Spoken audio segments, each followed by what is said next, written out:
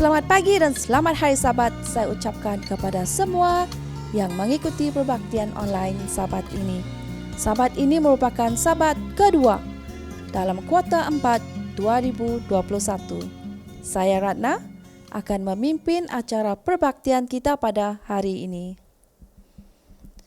Sesi sekolah Sabat kita akan dimulakan dengan lagu puji-pujian yang akan dipimpin oleh Saudari Molly. Setelah itu, kita akan mendengar berita mission yang akan disampaikan oleh Saudari Zerentien. Cerita kanak-kanak pada Sabat ini pula akan dikendalikan oleh Jabatan Pelayanan Kanak-kanak Mission Sarawak. Ringkasan Cornerstone kita akan disampaikan oleh Pastor Bruce Bound. Pelajaran sekolah Sabat kita akan disampaikan oleh Pastor Willie Rojo.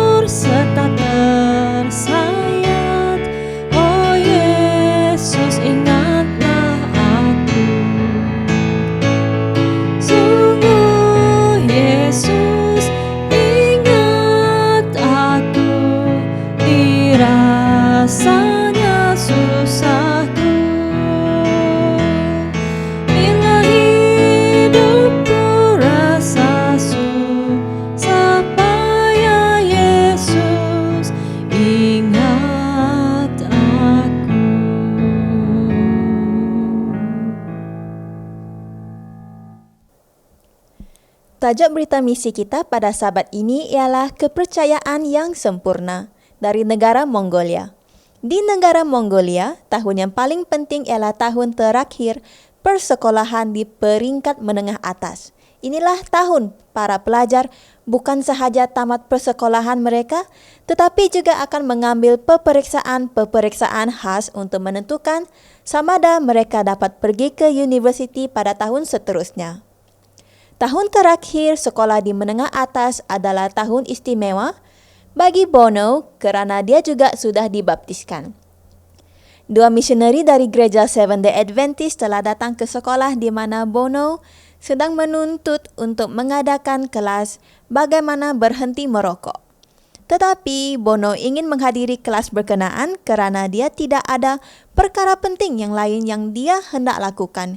Dia suka pada misionari-misionari itu. Bono menerima jemputan dari kedua misionari berkenaan untuk ke kelas belajar Alkitab di tempat kediaman mereka. Selepas pembaptisannya, Bono menjadi serius mengenai persiapan ujian persediaan untuk melanjutkan pelajarannya ke universiti. Sekiranya dia mendapat keputusan yang tinggi, ini bererti dia akan dapat memilih sendiri mana-mana universiti yang dia inginkan.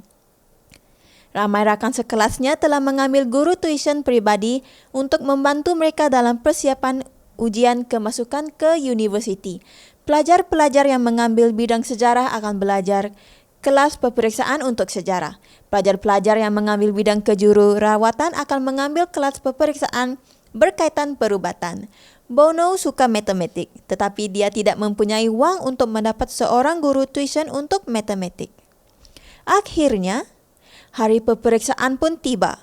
Semua pelajar sekolah menengah atas dari seluruh wilayah datang ke sekolah utama dalam bandar. Hampir 600 pelajar bersama Bono mengambil ujian matematik. Pelajar yang mendapat keputusan tertinggi akan diberi peluang untuk memilih mana-mana universiti untuk memulakan pengajian di universiti. Peperiksaan pun bermula.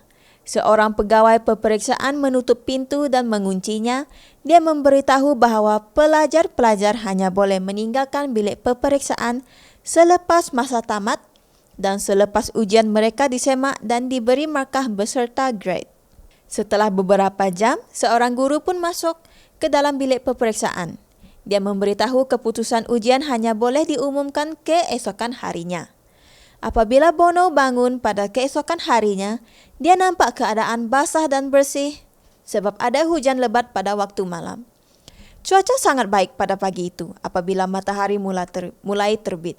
Dalam hatinya, dia mendengar perkataan sebuah lagu di mana orang-orang Adventist Mongolia suka menyanyi.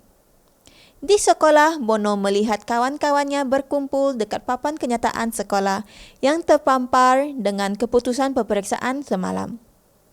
Bono pun coba lihat lebih dekat dan akhirnya dia pun berdiri di depan senarai nama pelajar yang mengambil mata pelajaran matematik. Dia terus melihat namanya disenaraikan pada nombor 5. Bono tidak percaya akan apa yang dia lihat. Tidak lama selepas waktu pejabat sudah dibuka, pelajar-pelajar pun masuk ke bilik guru untuk mendapat slip keputusan peperiksaan kemasukan ke universiti mereka. Bono mendapati bahawa dia hanya gagal 1 soalan daripada 40 soalan matematik. Apabila disemak jawapannya, dia mendapati gurunya telah membuat kesilapan. Bono sepatutnya mendapat 100%.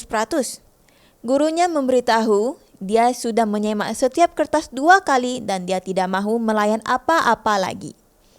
Tetapi gurunya bertegas tidak akan menerima sebarang rayuan lagi. Hari ini pada tahun 2021, Bono berusia 29 tahun telah menggunakan kemahiran matematiknya untuk bekerja sebagai ketua accountant bagi sebuah agensi Gereja Seventh-day Adventist ADRA di negara Mongolia. Bono dan suaminya juga membuka sebuah dan satu-satunya gereja Pathfinder di negara Mongolia. Gereja ini mengadakan upacara kebaktian Sabat dalam sebuah kemah tradisi Mongolia. Terima kasih atas sumbangan anda kepada persembahan Sabat ke-13 3 tahun yang lalu yang telah digunakan untuk membuka sebuah sekolah menengah atas di negara Mongolia. Persembahan Sabat ke-13 suku ke-4 tahun 2021 akan digunakan untuk membuka sebuah pusat kehidupan Adventist di Ulaanbaatar, ibu negara Mongolia. Terima kasih dan selamat hari Sabat. Tuhan memberkati.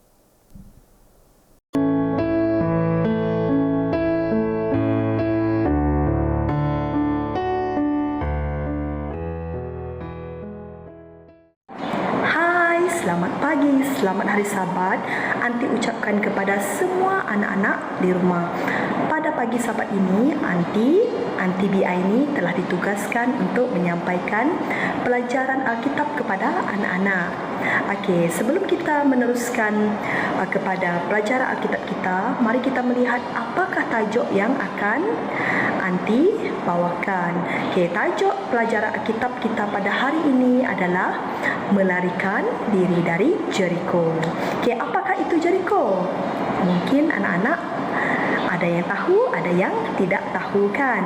Okey, diharapkan anak-anak sudi meminjamkan telinga dan memberikan sepenuh perhatian kepada Aunty supaya anak-anak dapat memahami cerita yang akan Aunty bawakan sebentar lagi. Setelah 40 tahun orang Israel berkelana, akhirnya mereka telah tiba di pinggir sempadan tanah perjanjian. Pada masa tersebut, Yosua adalah pemimpin bangsa Israel. Untuk pengetahuan anak-anak, Yosua adalah salah seorang daripada 12 orang pengintip yang telah dipilih oleh Nabi Musa pada zaman dahulu. Tetapi kini Yosua telah dipilih menjadi pemimpin bangsa Israel. Seperti yang telah dilakukan oleh Nabi Musa, Yosua turut melakukan perkara yang sama, iaitu beliau telah memilih 2 orang penyiasat untuk melihat dan meninjau tanah perjanjian.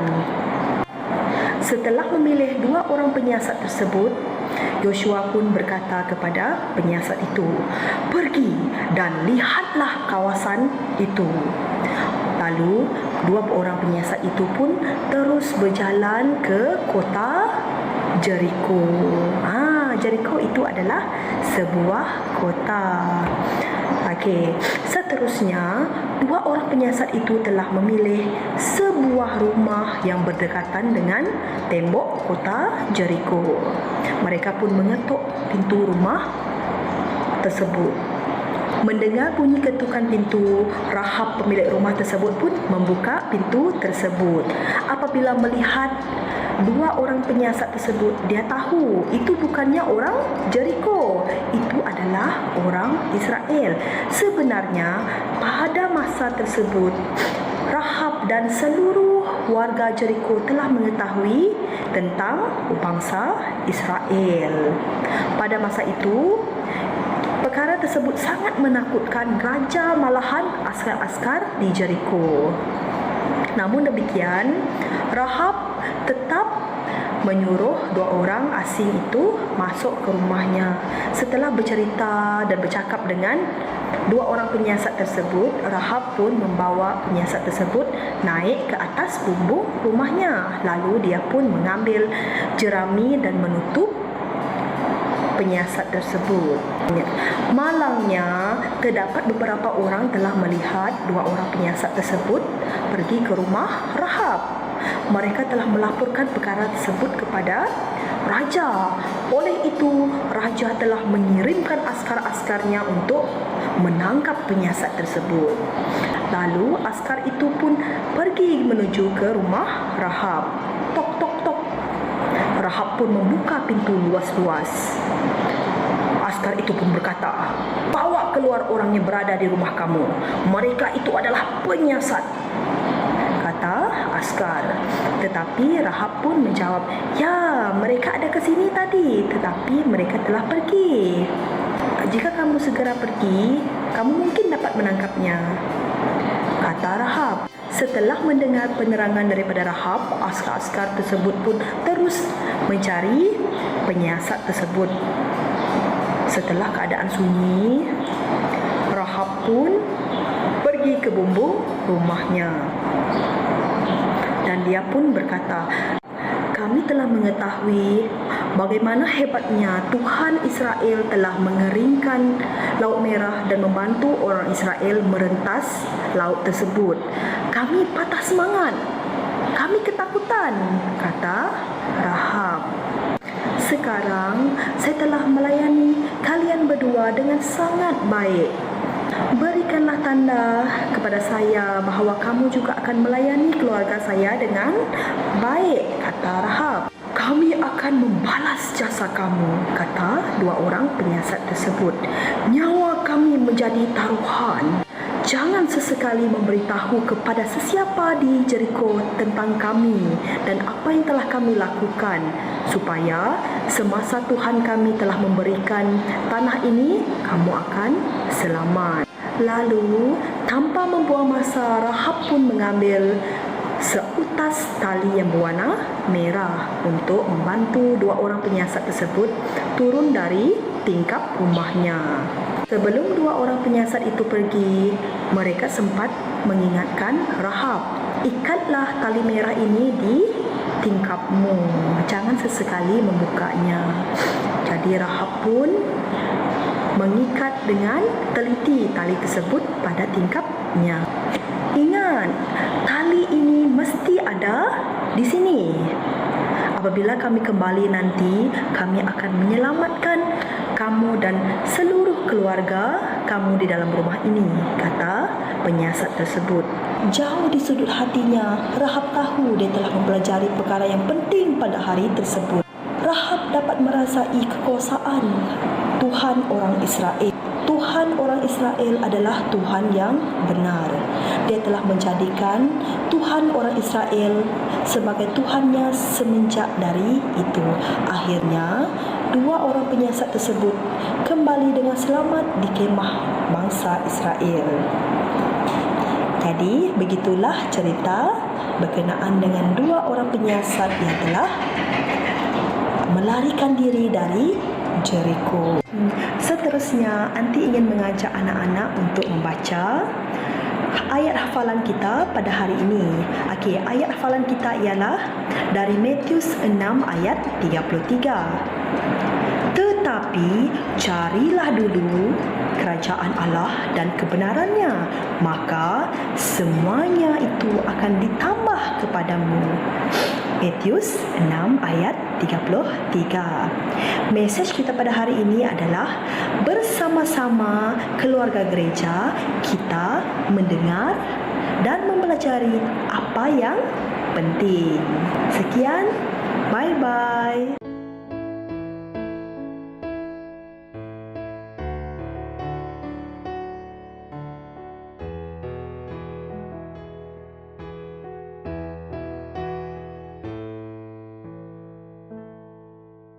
Selamat pagi dan selamat hari Sabat. Bertemu kembali untuk ringkasan Konustun Remaja, yaitu Sabat kedua, dan pelajaran kita bertajuk Apa yang Tuhan Miliki.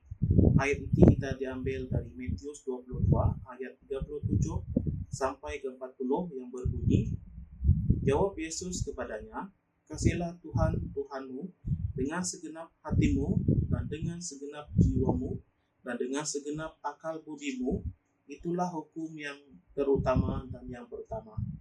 Dan hukum yang kedua yang sama dengan itu ialah kasihilah sesama manusia seperti dirimu sendiri. Pada kedua hukum inilah tergantung seluruh hukum Taurat dan kitab para nabi. Sadaran dari di dalam buku tulisan Ellen G. White, yaitu buku Kerinduan Segala Zaman, muka surat 607 mengatakan, keempat hukum pertama dari hukum 10 diringkaskan dalam satu ajaran yang besar. Kasihlah Tuhan Tuhanmu dengan segenap hatimu. Keenam hukum yang terakhir dalam hukum yang lain, kasihlah sesama manusia seperti dirimu sendiri. Dan hukum ini merupakan prinsip kasih. Bila Tuhan mendapat tempat yang diberikan kepada sesama manusia, kita akan mengasihinya seperti diri kita sendiri. Dan hanya bila kita mengasihi Tuhan lebih daripada segala sesuatu, barulah kita dapat mengasihi sesama manusia tanpa memihak. Tahukah Anda, dalam ucapan saya mempunyai impian daripada Martin Luther 28 Ogos 1963 mengatakan, tetapi ada sesuatu yang harus saya katakan kepada pengikut saya yang berpendirian hangat pada permulaannya, yang akan menuntun ke arah istana keadilan dalam proses mencapai tempat yang benar. Kita tidak seharusnya bersikap tamak atas perbuatan yang salah. Janganlah kita mencari kepuasan melalui kedahagaan. Kita mencari kebebasan dengan meminum dari cawan kepahitan dan kebencian. Kita harus selamanya memimpin perjuangan kita ke tahap martabat disiplin yang tinggi. Kita seharusnya tidak mengikut keupayaan kita untuk memprotes, untuk merosakkan akhlak kita dengan kekerasan fisikal. Lagi kita seharusnya mengangkat tinggi keagungan kekuatan diri dan kekuatan jiwa. Pada pandangan lain, buku tulisan Ellen G. White, Kehidupan Segala Zaman, muka surat 615, motiflah yang menentukan keikhlasan perbuatan kita, menodainya dengan kehinaan ataupun dengan nilai akhlak yang tinggi. Sampai di sini saja ringkasan Cornerstone Remaja kita pada sahabat ini. Semoga kita berjumpa lagi dan Tuhan memberkati. Shalom saya ucapkan kepada kita semua. Puji Tuhan, pada pagi hari ini kita masih diberikan kesempatan untuk mempelajari firman Tuhan melalui pelajaran sekolah sahabat kita. Sebelum kita mempelajari firman Tuhan, saya ingin mengundang semua kita berdoa terlebih dahulu. Mari kita berdoa. Allah Bapa kami yang bertahta di dalam kerajaan surga, pada saat ini Tuhan kami siap untuk mempelajari firman-Mu melalui pelajaran sekolah sahabat. Kiranya Engkau memberikan kuasa Roh Kudus Tuhan sentiasa memimpin kami, agar apapun yang kami pelajari nanti terus menjadi panduan di dalam kehidupan kami. Terima kasih Tuhan, dalam Yesus kami berdoa. Amin. Baik, pelajaran sekolah sahabat kita pada pagi hari ini, yaitu pelajaran kedua di dalam kuarter yang keempat, yaitu tajuk pelajaran kita, yaitu sejarah oleh Musa. Sejarah oleh Musa. Di sini ada pertanyaan, apa yang coba diajar Musa melalui sejarah?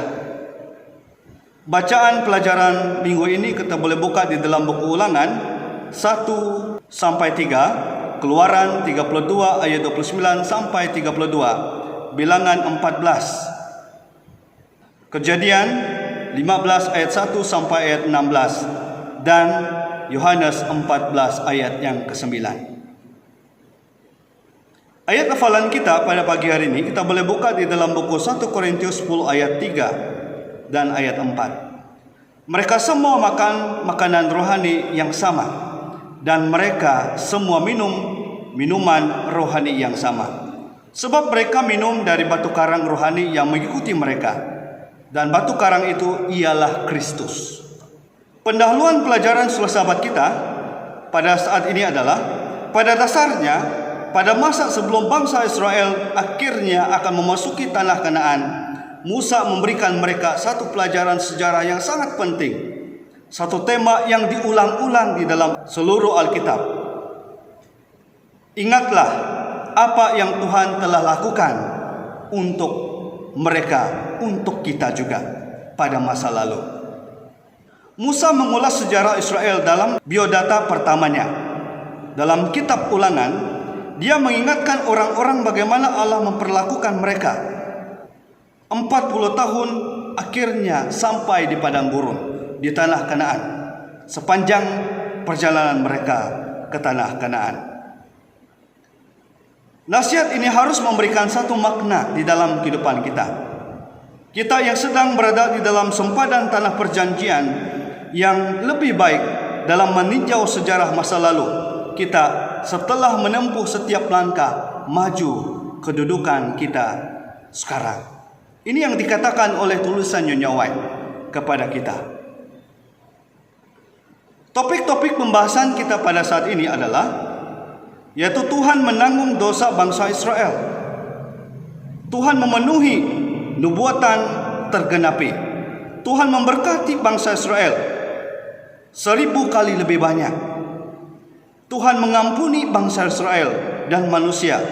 Tuhan menghukum orang yang zalim, yang tidak mau bertobat. Yang pertama, untuk menanggung dosa bangsa Israel dan manusia, bagaimana Musa menceritakan bagaimana Tuhan telah menanggung dosa bangsa Israel. Kita bagaimana? Di dalam buku Keluaran 32 ayat 32 berkata, tetapi sekarang kiranya engkau mengampuni dosa mereka itu, dan jika tidak, hapuskanlah kiranya namaku daripada kitab yang telah kau tulis itu. Sungguh luar biasa Musa. Untuk menyelamat bangsa Israel, dia berkata kepada Tuhan, hapuskanlah kiranya namaku di dalam kitab yang engkau tuliskan itu. Musa datang kepada Tuhan untuk mengenterai atas nama mereka, yaitu bangsa Israel, karena dosa ini yang mereka telah lakukan. Dia meminta Tuhan untuk menanggung, melepaskan bangsa Israel daripada dosa yang mereka telah lakukan. Itulah yang Tuhan lakukan di atas kayu salib, khususnya kepada kita. Yesus menanggung kesalahan kita. Yesus mengambil posisi kita. Yesus sentiasa memberikan peluang kepada kita. Tuhan memenuhi nubuatan tergenapi. Jadi bagaimana nubuatan itu tergenapi?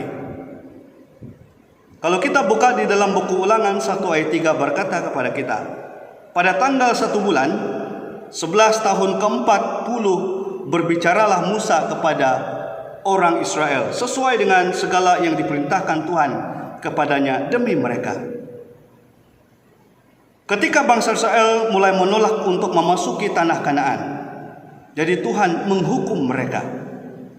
Mereka harus mengembara 40 tahun lamanya di padang gurun untuk sampai ke tanah Kanaan, tanah perjanjian yang Tuhan berikan kepada mereka. Tepat 40 tahun setelah itu Tuhan telah memimpin Israel kembali ke tanah Kanaan. Tuhan Maha Kuasa, Dia memenuhi janjinya tepat pada waktunya. Poin yang ketiga, Tuhan memberkati bangsa Israel 1000 kali lebih banyak daripada yang biasa. Bagaimana Tuhan memberikan ataupun memberkati bangsa Israel? Di dalam buku Ulangan 1 ayat 11 berkata, Tuhan Allah nenek moyangmu kiranya menambahi kamu 1000 kali lagi daripada jumlahmu sekarang, dan memberkati kamu seperti mana yang dijanjikan kepadamu. Tuhan telah memberkati Israel selama 40 tahun pengembaraan mereka. Musa rindu agar bangsa itu diberkati oleh Tuhan, dan semakin banyak lagi yang mereka dapat rasakan di dalam kehidupan mereka oleh karena kedekatan mereka kepada Tuhan. Umat Tuhan terorganisasi dengan baik di padang gurun. Organisasi itu tetap berada di Israel. Tuhan juga menginginkan suatu umat yang sentiasa terorganisasi. Organisasi melibatkan sebuah kesatuan di antara satu dengan lain dan juga dengan Tuhan. Poin yang keempat yang kita pelajari adalah Tuhan mengampuni bangsa Israel. Bagaimana Tuhan mengampuni bangsa Israel? Kita boleh buka di dalam buku Bilangan 14 ayat yang ke-19. Ampunilah kiranya kesalahan bangsa ini sesuai dengan kebesaran kasih setiamu, seperti engkau telah mengampuni bangsa ini dari Mesir sampai kemari, yaitu tanah Kanaan. Ketika orang Israel mulai menolak untuk masuk tanah Kanaan, Allah memutuskan untuk membinasakan mereka. Musa kembali menjadi pengantara atas nama mereka, coba untuk mempersatukan bangsa Israel dengan Tuhan. Oleh karena mereka ini menolak untuk masuk ke tanah Kanaan. Mereka hanya boleh jadi terang bagi bangsa lain jika mereka diampuni. Tuhan harus dimuliakan di dalam umatnya. Poin yang terakhir yang kita belajar, Tuhan menghukum orang yang zalim ataupun orang yang tidak mau bertobat. Jadi bagaimana Tuhan menghukum mereka? Di dalam buku Kejadian 5 ayat 16 berkata, tetapi keturunan yang tepat akan kembali ke sini, sebab sebelum itu kedurjanaan orang Amori itu belum genap. Perang, kematian, kehancuran, ini adalah sisi lain daripada penaklukan tanah perjanjian. Kehancuran itu sudah dimulai dengan tanah Sihon. Mengapa Tuhan mengizinkan pembantaian itu? Allah selalu menawarkan damai sebelum mengizinkan perang. Tetapi setiap manusia pada zaman sejarah dahulu coba mengeraskan hati mereka.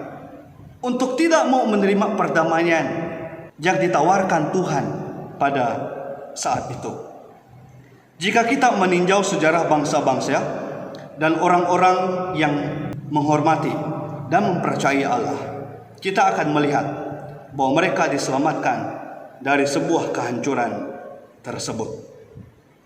Pena Inspirasi berkata kepada kita, sejarah anak-anak Israel ditulis untuk menjadi nasihat, petunjuk bagi kita atas akhirnya dunia akan datang. Mereka yang akan berdiri teguh dalam iman di hari-hari akhir ini dan akhirnya mencapai pintu masuk Kanaan surgawi harus mendengar kata-kata peringatan yang diucapkan oleh Yesus Kristus kepada bangsa Israel. Pelajaran-pelajaran ini memberikan kepada gereja di padang gurun untuk dipelajari, diperhatikan oleh umat Allah dari generasi ke generasi yang lain untuk selama-lamanya. Pengalaman umat Allah di padang gurun akan menjadi pengalaman umatnya di zaman ini. Kebenaran adalah pelindungan sepanjang masa bagi mereka yang akan memegang teguh setelah disampai kepada orang-orang kudus. Kesimpulan pelajaran kita, Tuhan telah menanggung dosa kita. Tuhan pasti dan setia menggenapi janjinya. Tuhan memberkati manusia dengan banyak berkat. Tuhan mengampuni orang yang mau bertobat. Akhirnya akan menghukum orang-orang yang tidak mau bertobat setelah sampai waktunya, yaitu kedatangan Yesus yang kedua kali. Ingat saudara-saudari, akan sebuah perjalanan yang dialami oleh bangsa Israel. Sungguh luar biasa Tuhan memimpin mereka. Tetapi mereka coba untuk memekakkan telinganya untuk mendengar sebuah panggilan yang Tuhan berikan kepada mereka. Mungkin ini juga yang kita alami. Tapi Tuhan dengan lembut tetap memanggil kita. Mari kita berdoa. Bapa, terima kasih oleh karena Engkau memberikan pelajaran yang sungguh indah daripada pelajaran suasabat. Biarlah itu akan menjadi panduan dalam kehidupan kami. Daripada sejarah yang dikatakan oleh Musa tentang perjalanan umat-umat Tuhan orang Israel. Datanglah kepada kami pada saat ini Tuhan. Biarlah Engkau tetap mendidik kami, agar kami diberikan kemampuan untuk sentiasa melakukan sesuatu yang baik dalam pembentukan karakter kami lebih dekat kepada Engkau. Biarlah kami siap untuk bertobat dan berbalik kepada Engkau dan meninggalkan apa yang sudah kami lakukan. Terima kasih Tuhan atas waktu dan kesempatan ini. Di dalam Yesus kami berdoa. Amin.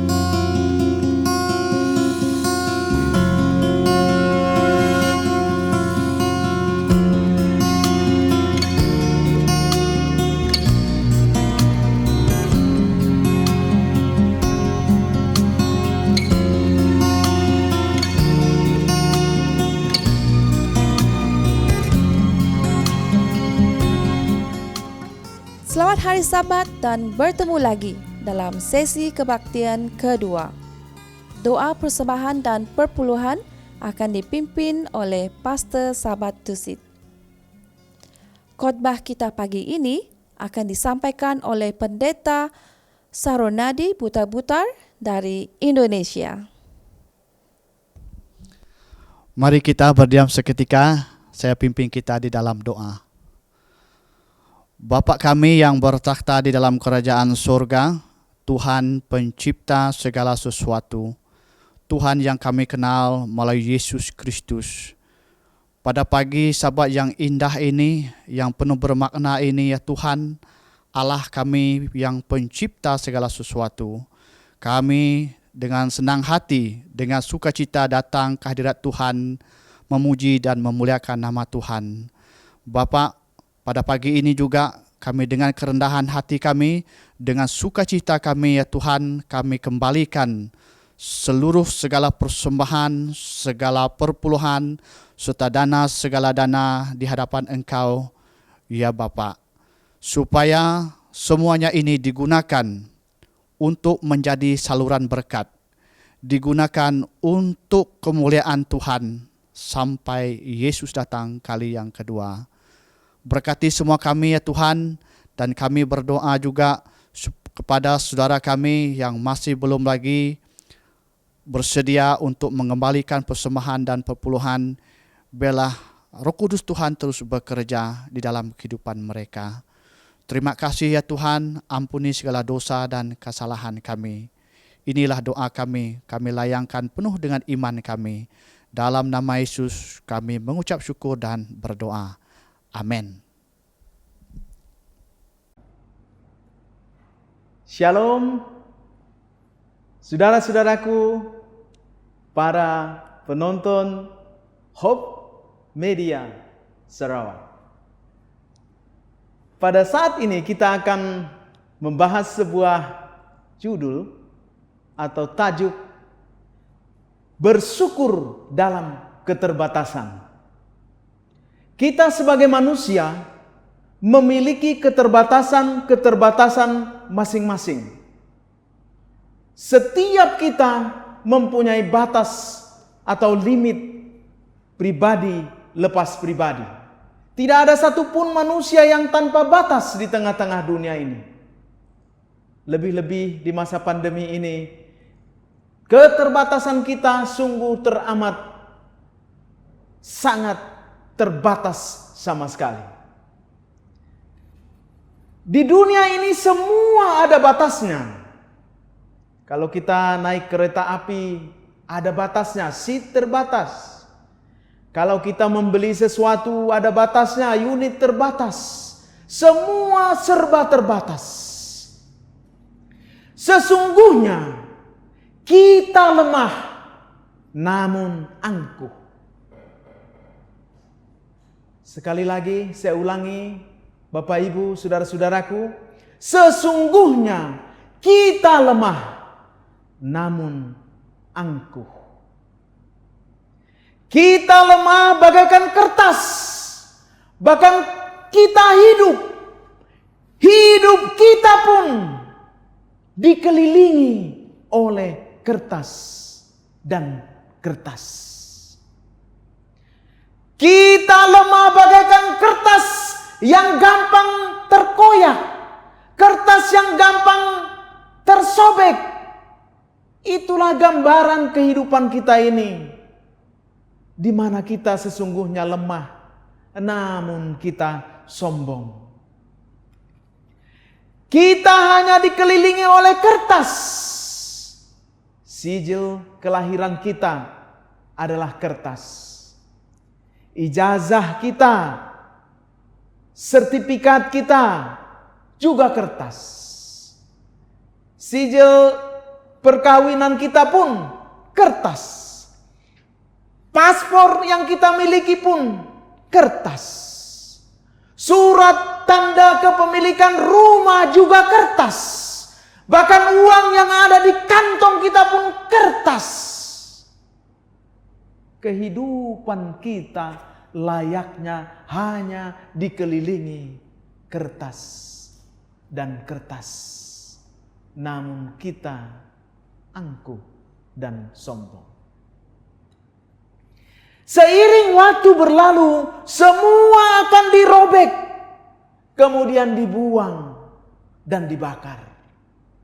Semuanya akan berlalu, dibuang di tempat sampah. Beberapa banyak orang bersedih karena kertas-kertas yang dimilikinya. Pada hakikatnya, semua itu hanyalah kertas. Kenapa kita harus bersedih, harus berduka dengan apa yang kita telah raih dan bahkan yang belum sempat kita raih? Semua itu hanyalah kertas belaka. Dan berapa banyak orang yang begitu bahagia dengan kertas-kertas yang dimilikinya. Tetapi ada satu lembar kertas yang tidak mungkin dilihat oleh manusia itu sendiri, yaitu sijil kematiannya, akte kematiannya sendiri. Tidak ada satupun orang mati yang bisa melihat akte kelahirannya sendiri, Bapak Ibu, saudara-saudaraku. Oleh karena itu, jangan engkau mengejar dunia ini, karena semua itu hanya kertas dan kertas. Maka manusia itu ada batasnya, yang tidak mungkin dia mampu menjangkau waktu. Kita tidak mungkin menjangkau semua yang ada di tengah-tengah dunia ini. Tidak mungkin.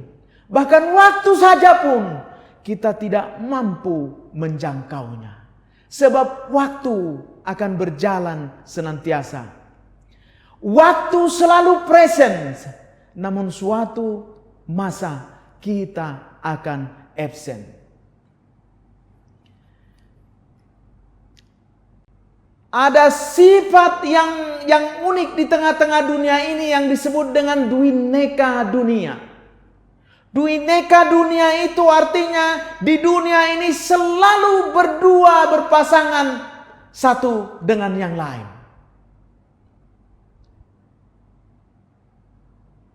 Ada dua hal yang tidak akan selamanya ada dalam diri seseorang. Apa itu, Bapak Ibu Saudara-saudara? Ada dua hal yang tidak selamanya ada pada diri kita. Ada pada diri Anda.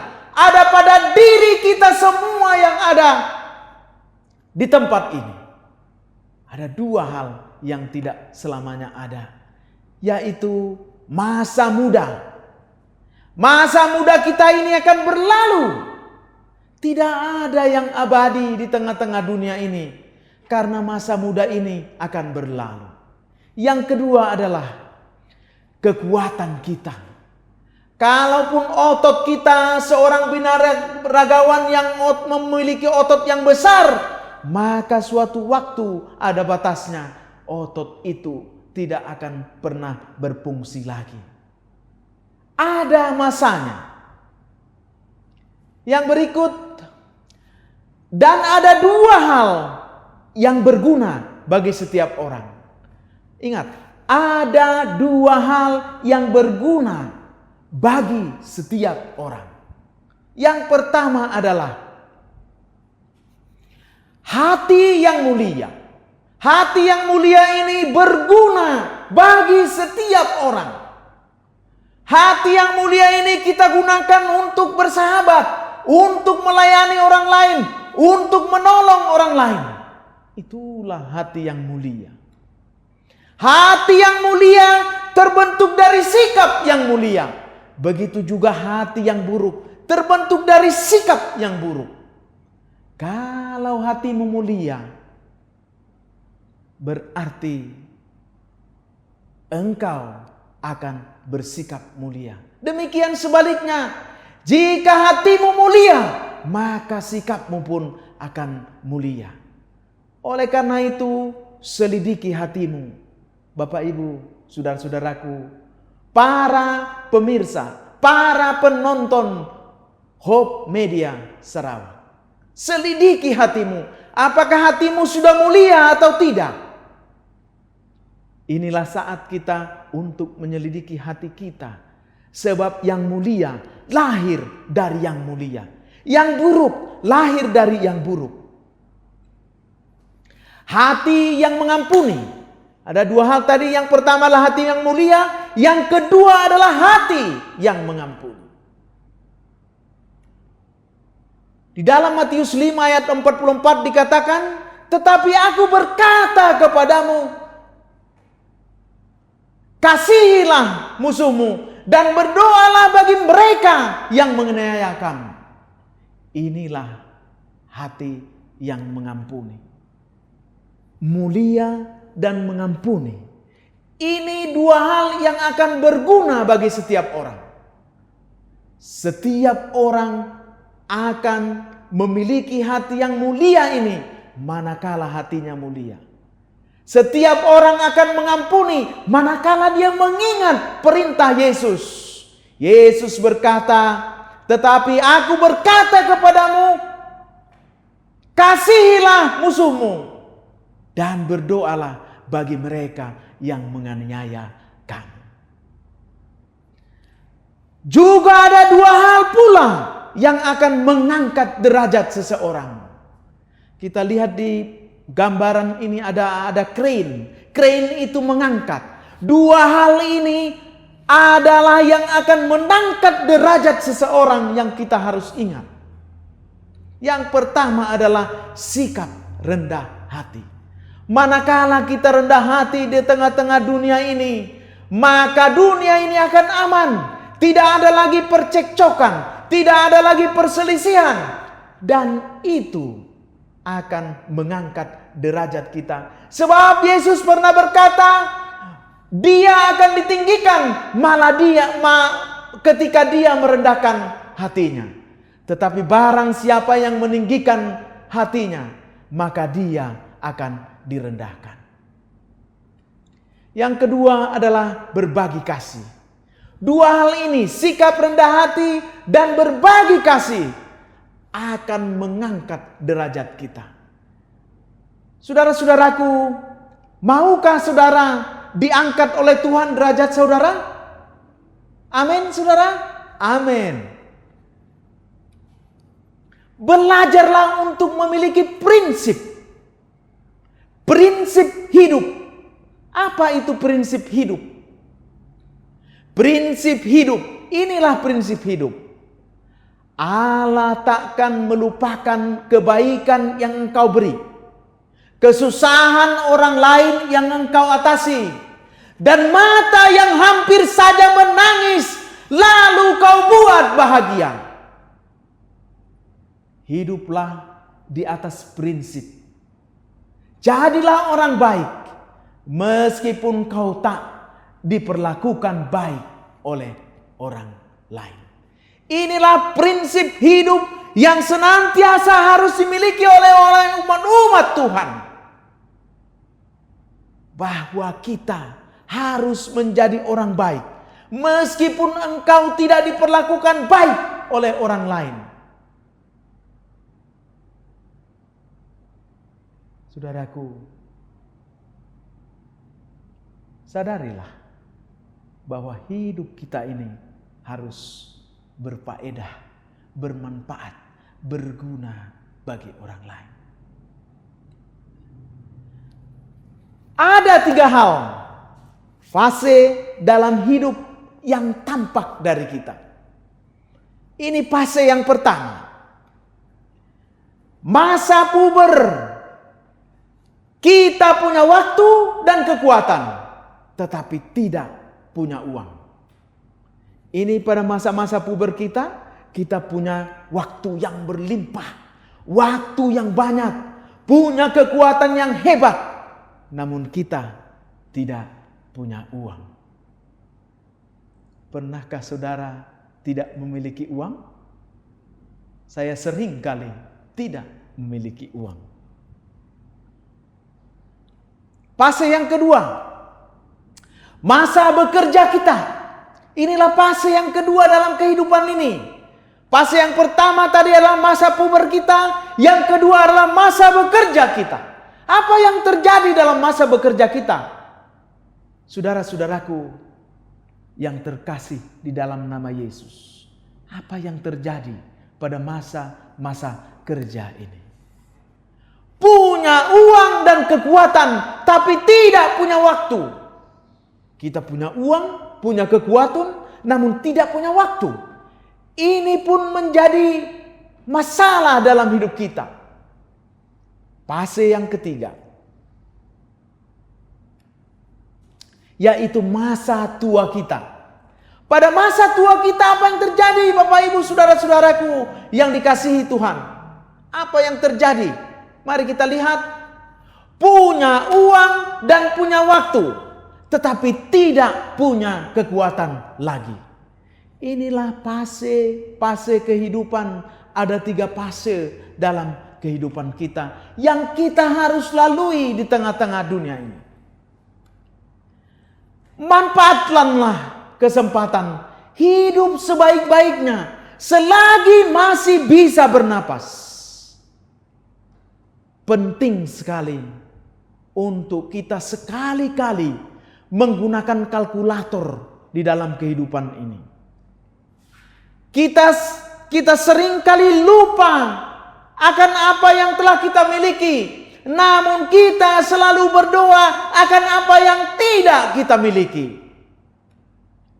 Di dalam Mazmur 90 ayat 12 dikatakan, ajarlah kami menghitung hari-hari kami sedemikian, hingga kami beroleh hati yang bijaksana. Perlu sekali kita menghitung berkat-berkat yang kita dapat.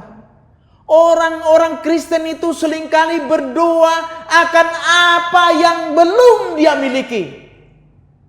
Doanya itu panjang, daftarnya panjang akan apa yang belum dia miliki. Namun dia lupa bersyukur atas apa yang telah dia miliki. Bahkan atas apa yang telah dia lalui. Lupa bersyukur. Mazmur 90 ajarkan kita, ajarlah kami menghitung hari-hari kami sedemikian, sehingga kami beroleh hati yang bijaksana.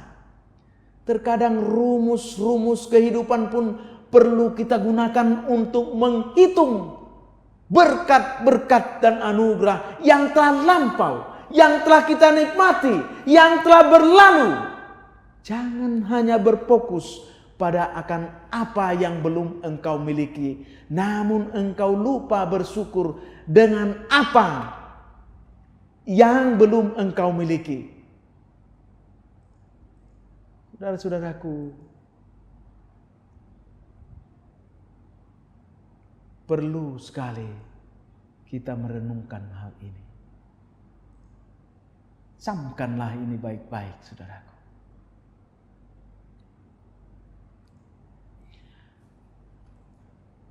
Don't be jealous. Ini menjadi masalah di tengah-tengah dunia ini. Terkadang kita menjadi cemburu kepada orang lain, sementara orang lain memandang kita sama seperti kita melihat dia. Tidak ada bedanya. Kalau orang lain itu kita pandang hebat. Kita lihat di sini, kita selalu yakin bahwa kehidupan orang lain lebih baik daripada kehidupan kita sendiri. Dan orang lain pun meyakini bahwa kehidupan kita jauh lebih baik darinya. So, don't be jealous. Jangan cemburu. Hal itu terjadi karena kita melupakan satu hal yang terpenting dalam hidup kita. Apa yang kita lupa sehingga kita menjadi jealous? Apa yang kita lupa sehingga kita tidak bersyukur atas apa yang kita sudah miliki? Apa yang kita lupa sehingga kita melupakan rasa syukur itu?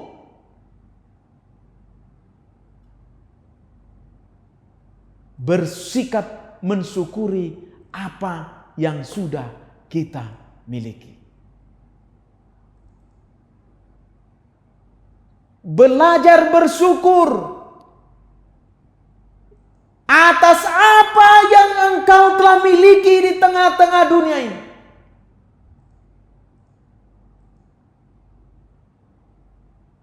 Belajar bersyukur atas apa yang engkau telah nikmati di tengah-tengah dunia ini.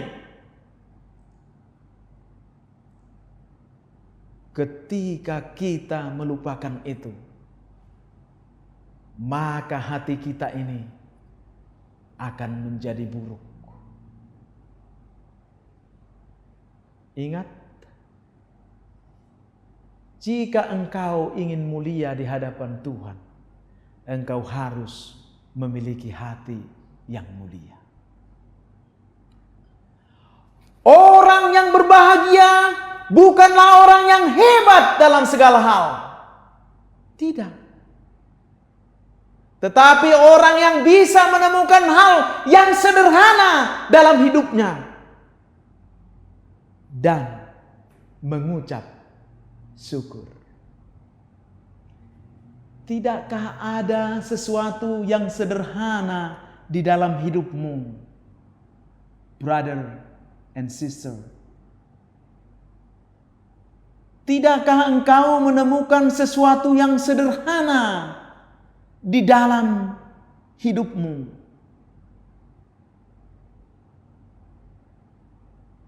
Dan yang sederhana itu begitu mudah untuk kita syukuri. Jadi orang yang berbahagia bukanlah orang yang hebat dalam segala hal, tetapi orang yang bisa menemukan hal yang sederhana dalam hidupnya dan mengucap syukur.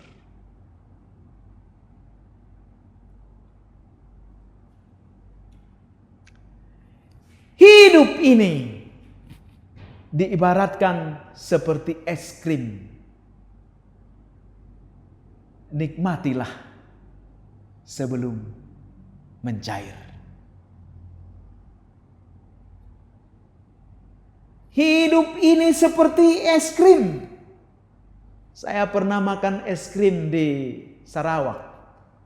Saya pernah mampir di sekolah kita yang ada di sana, dan saya menikmati es krimnya begitu lezat, begitu enak. Hidup ini seperti itulah nikmatnya. Oleh karena itu, nikmatilah sebelum mencair.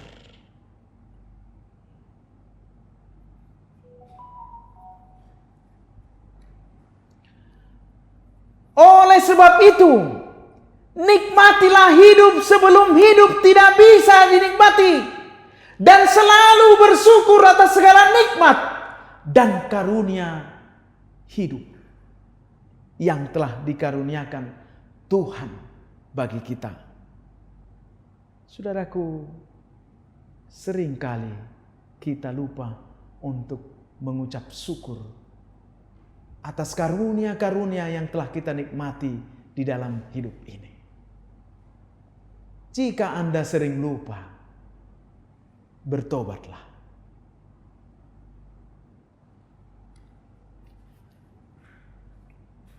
Suatu masa pasti ada akhirnya.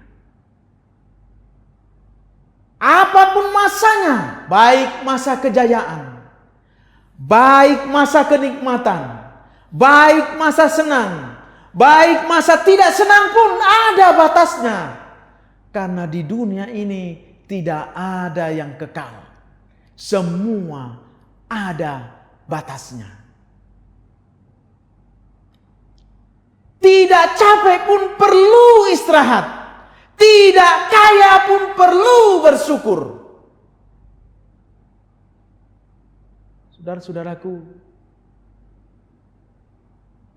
tidak kaya pun perlu bersyukur.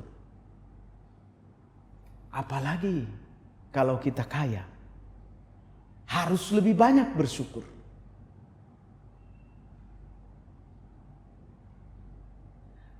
Sadarlah, hidup itu pendek. Pasti ada saatnya finish.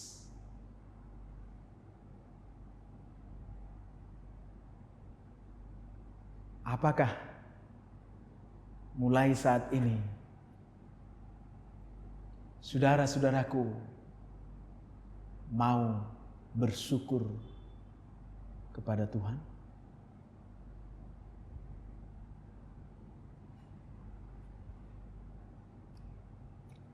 Sifat bersyukur itu menambah imun kita. Saudara-saudaraku, pada zaman sekarang ini, yang kita perlukan di tengah-tengah dunia yang fana ini adalah bersyukur. Untuk apa kita harus bersyukur? Agar imun kita bertambah dan bertambah. Kita hidup di tengah-tengah pandemi yang tidak tahu akhirnya kapan. Kehidupan kita sangat terbatas. Di mana-mana kehidupan kita ini dibatasi. Pergerakan kita dibatasi.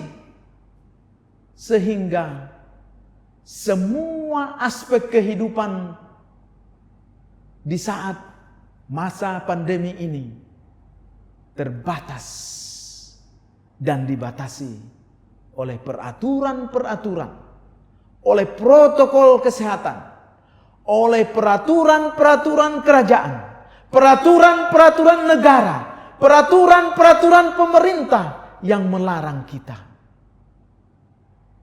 Sudah tidak boleh lagi naik pesawat, harus memiliki sertifikat vaksin. Naik kereta api, demikian. Semua serba terbatas. Di dalam 2 Korintus 9 ayat 15 dikatakan, syukur kepada Allah karena karunia-Nya yang tak terkatakan itu. Karena karunia-Nya yang tak terkatakan itu. Coba mari kita resapi ayat ini. Syukur kepada Allah karena karunia-Nya yang tak terkatakan itu. Tak terkatakan itu artinya tidak bisa digambarkan dengan kata-kata.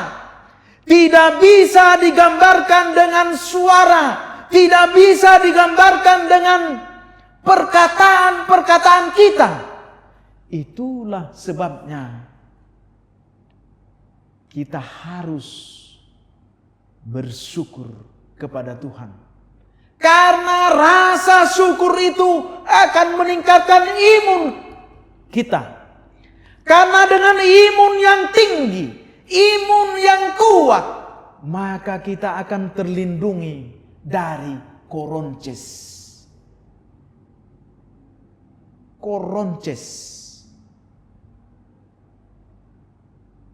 COVID-19. Oleh karena itu, saudaraku, bersyukurlah kepada Tuhan. Bersyukurlah senantiasa dalam hidupmu. Maka imunmu akan meningkat.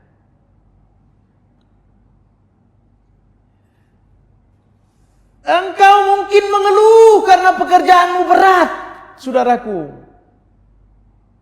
Pekerjaanmu yang berat itu adalah impian para pengangguran.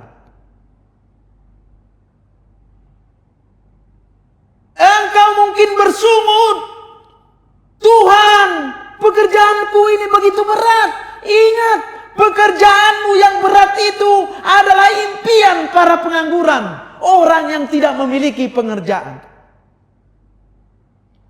Rumahmu yang kecil adalah impian orang yang hidup di jalanan. Mungkin engkau mengeluh, Tuhan, kenapa rumahku ini kecil?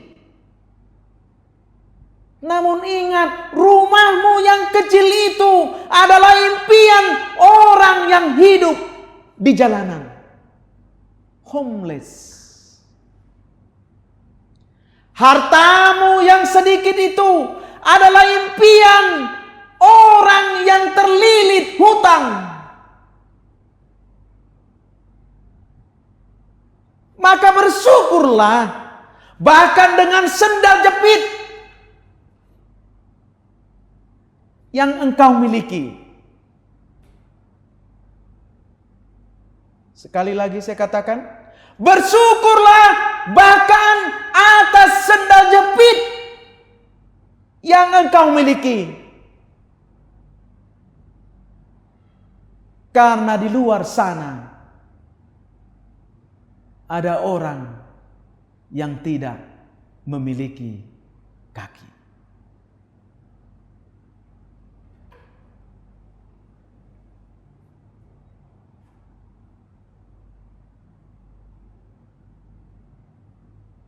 Saudaraku, renungkanlah ucapan syukur ini. Mari kita berdoa. Ya Tuhan, terima kasih kami telah belajar mengenai firman-Mu di mana kami harus senantiasa bersyukur. Kami tidak akan mengejar-ngejar dunia yang fana ini. Sebab dunia ini hanya dikelilingi oleh kertas belaka. Namun kami akan senantiasa mengucap syukur atas apa yang telah kami miliki. Atas apa yang telah kami nikmati. Atas apa yang telah kami dapat. Hidup kami tidak melulu hanya mengejar apa yang belum kami capai. Namun kami akan mengucap syukur senantiasa akan apa yang telah kami miliki. Terima kasih Bapa. Berkati semua pemirsa, para penonton Hope Media Sarawak yang sedang menonton tayangan ini. Biarlah tayangan ini berguna bagi kehidupan kami. Dan kami menanti-nantikan kedatangan-Mu yang sudah dekat. Dalam nama Yesus kami berdoa dan mengucap syukur. Haleluya. Amin.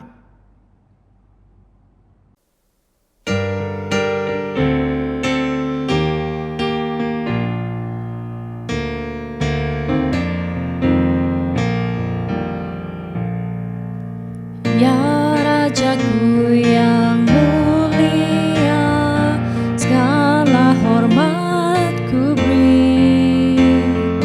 Ku ingat mahkota duri yang Engkau telah pakai. Aku ingat Getsemani, aku ingat derita-Mu. Aku ingatlah cinta-Mu, ingatlah Kalvari. Aku merasa berduka, Tuhan dalam kubur. Malaikat suci menjaga waktu Engkau tidur. Aku ingat Getsemani, aku ingat derita-Mu. Aku ingatlah cinta-Mu, ingatlah Kalvari.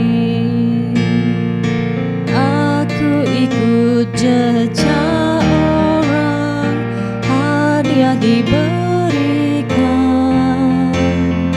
Tunjukkan kubur yang kosong, pimpin ke Kalvari. Aku ingat Getsemani, aku ingat derita-Mu. Aku ingatlah cinta-Mu, ingatlah Kalvari. Aku memikul salib-Mu tiap hari terus. Selamatlah nanti hidupku, Engkau telah tebus. Aku ingat Getsemani, aku ingat derita-Mu. Aku ingatlah cinta-Mu, ingatlah Kalvari.